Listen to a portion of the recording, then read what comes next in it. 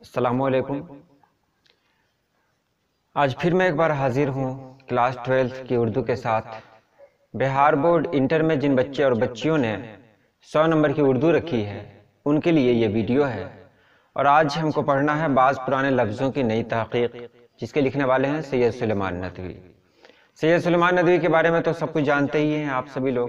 میں ویڈیو شروع کرنے سے پہلے آپ سے بس یہی کہنا چاہتا ہوں کہ آپ اپنے سامنے کتاب رکھ لیں تاکہ آپ کو سمجھنے میں آسانی ہو۔ ڈسکرپشن میں واٹس ایپ نمبر بھی دیا ہوا ہے، آپ واٹس ایپ نمبر پہ بھی سوال کر سکتے ہیں، میں ان کا جواب دیتا ہوں، یقین رکھیں میں جواب دوں گا۔ تو چلیے ویڈیو شروع کرتے ہیں۔ بعض پرانے لفظوں کی نئی تحقیق، لکھنے والے ہیں سید سلیمان ندوی۔ بھوک توڑنے کی اصطلاح کیا ہے؟ جواب ہے ناشتہ۔ سید سلیمان ندوی کتنی زبانوں کے ماہر تھے؟ صحیح جواب ہے 4 زبانوں کے ماہر تھے، عربی، فارسی، اردو اور انگریزی۔ عربی میں ناشتہ کو کیا کہتے ہیں؟ صحیح جواب ہے فطور کہتے ہیں۔ فطور کے معنی بتائیے۔ فطور کے معنی ہے توڑنے کے۔ لفظ نہار کن 2 زبانوں میں استعمال ہوتا ہے؟ تو نہار فارسی اور ہندوستانی میں استعمال ہوتا ہے۔ قلعی کس زبان کا لفظ ہے اور اس کے معنی کیا ہے؟ تو قلعی عربی زبان کا لفظ ہے اور اس کے معنی ہے رانگا۔ سرخی سے کیا مراد ہے؟ تو سرخی سے مراد عنوان ہے، یعنی ٹاپک۔ احادی اور احادی کے فرق کو واضح کیجئے۔ تو احادی کے معنی سست اور کاہل ہیں، جبکہ احادی کے معنی ہے اکیلا۔ قلعی کھولنا اور قلعی پھیرنا کے معنی میں کیا فرق ہے؟ تو قلعی کھولنا کے معنی کسی کے عیب کو ظاہر کرنا ہے، اور قلعی پھیرنا کے معنی کسی کے عیب کو چھپانا ہے۔ قلعی کو عربی اور فارسی میں کیا کہتے ہیں؟ تو قلعی کو عربی میں لسان اور فارسی میں رانگا کہتے ہیں۔ مختصر سوالات کی طرف چلتے ہیں اب۔ پیٹ کے لیے کھانوں میں سب سے زیادہ ضروری کھانا کون سا ہے؟ اس کے متعلق سید سلیمان ندوی کے خیالات کو واضح کیا جا رہا ہے۔ پیٹ کے کھانوں میں سب سے زیادہ ضروری کھانا ناشتہ ہے، کیونکہ ناشتہ رات بھر انسان بھوکا رہتا ہے تو صبح میں اس کے پیٹ کو ضرورت ہوتی ہے کہ ایسے کھانے کی جو رات بھر کی کمی کو پورا کر دی، اس لیے سب سے زیادہ اہم ہے ناشتہ۔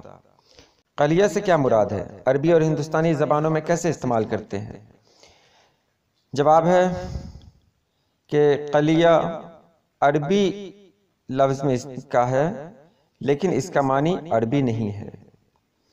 عربی میں اس کی شکل قلیہ ہو سکتی ہے، جس کے معنی ہے بھوننا، اس لیے بھونے ہوئے گوشت کو قلیہ کہتے ہیں۔ اگلا سوال ہے نئے اور پرانے نقطہ نگاہ سے لفظ سرخی کا جائزہ لیجئے۔ تو سرخی کس کو کہتے ہیں؟ سرخی کہتے ہیں عنوان کو، لیکن سرخ کا مطلب ہوتا ہے لال۔ پہلے زمانے میں جو لوگ تھے وہ مضامین لکھتے تھے تو اس وقت کوئی چھاپا خانہ نہیں تھا، اس لیے لوگ لال رنگ کا استعمال کرتے تھے اس کے عنوان کو لکھنے کے لیے، جس کو سرخی کہا جاتا تھا، اور آج جب چھاپا خانہ موجود ہیں پھر بھی لوگ اس کو سرخی ہی کہتے ہیں۔ اگلا سوال ہے بعض پرانے لفظوں کی نئی تحقیق سید سلیمان ندوی کی کس کتاب سے ماخوذ ہے؟ جواب ہے نقوش سلیمانی سے ماخوذ ہے۔ سوال نمبر 5 میں ہے سید سلیمان ندوی کے استاد گرامی کون ہے؟ صحیح جواب ہے استاد گرامی ہے شبلی نعمانی۔ ہماری زبان میں شوربہ دار گوشت کو کیا کہتے ہیں؟ تو ہماری زبان میں شوربہ دار گوشت کو قلیہ کہتے ہیں، یعنی بھنا ہوا گوشت۔ اور سید سلیمان ندوی کی جائے پیدائش کہاں ہے؟ تو سید سلیمان ندوی کی جائے پیدائش دسنا، صوبہ بہار کے نالندہ ضلع میں واقع ہے۔ سید سلیمان ندوی کے پڑھنے لکھنے کا خاص میدان کیا تھا؟ تو سید سلیمان ندوی تو غیر معمولی ذہن کے مالک تھے، اور بیشتر علوم کے دروازے ان کے لیے کھلے تھے، یعنی بہت طرح کے علم وہ جانتے تھے، لیکن ان کے پڑھنے لکھنے کا جو خاص میدان تھا وہ تاریخ اسلام تھا۔ چلیے اب طویل سوالات کی طرف چلتے ہیں۔ ہمارے کھانوں میں ناشتے کی کیا اہمیت ہے؟ تو میں نے پہلے بھی کہہ دیا، لیکن یہ طویل سوال ہے اس لیے طویل جواب بھی دینا ہوگا۔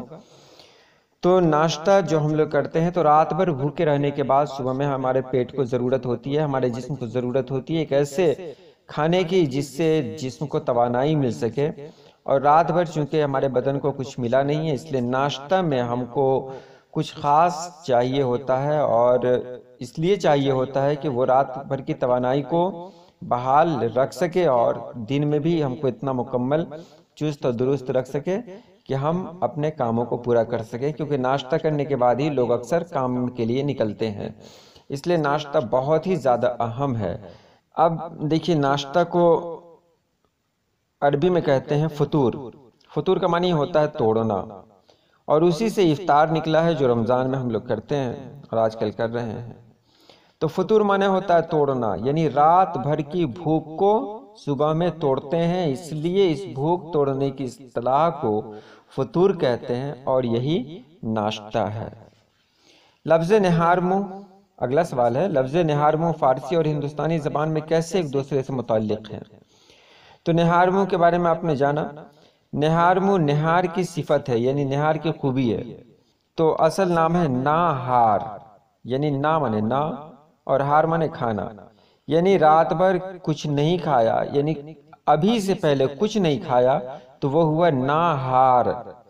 وہی ناہار آگے چل کر نہار میں تبدیل ہو گیا۔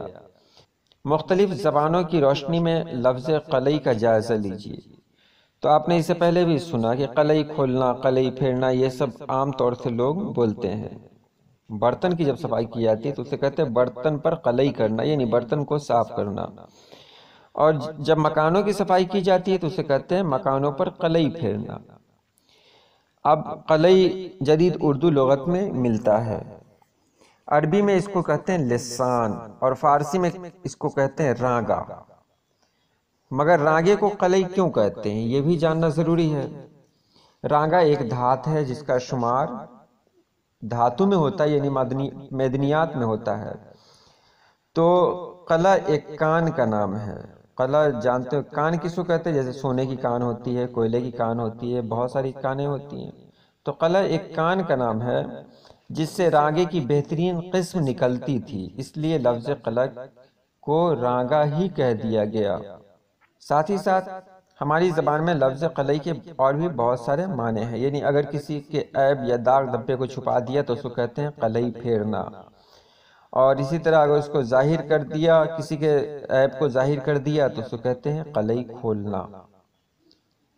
آگے سوال ہے، یعنی آخری سوال ہے اب، بعض پرانے لفظوں کی نئی تحقیق کے فوائد اپنی زبان میں لکھیے۔ آخر سید سلیمان ندوی نے یہ کیوں لکھا؟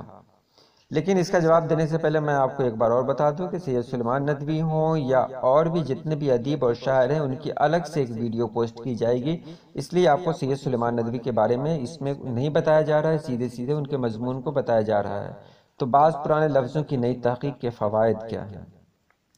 تو سب لوگ جانتے ہیں کہ سید سلیمان ندوی کا خاص میدان تاریخ اسلام تھا، لیکن انہوں نے تاریخ اسلام کے علاوہ بھی بہت سارے مضمون پہ مہارت حاصل کی تھی۔ تو یہاں انہوں نے جو ان کا مضمون پڑھنا ہے وہ نقوش سلیمانی سے لیا گیا ہے، اور نقوش سلیمانی میں اسی طرح کے مضمون ہیں۔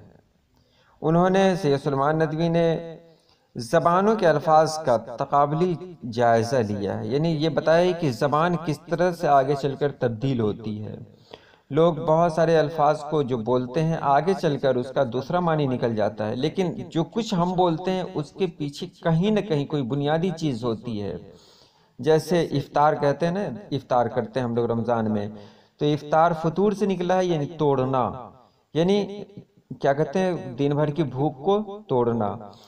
تو یہاں کہا جا سکتا ہے کہ سید سلیمان ندوی نے یہ بات ظاہر کرنے کی کوشش کی ہے کہ جو بھی لفظ نکلتے ہیں، جو بھی لفظ ہوتے ہیں، اس کے پس منظر میں کچھ اور بھی ہوتا ہے، یعنی اس کے پیچھے کچھ اور بھی ہوتا ہے۔ تو یہ چھوٹی سی ویڈیو میں نے کوشش کی کہ ویڈیو چھوٹی ہو۔ ویڈیو کیسی لگی؟ انشاءاللہ یہ سلسلہ جاری رہے گا۔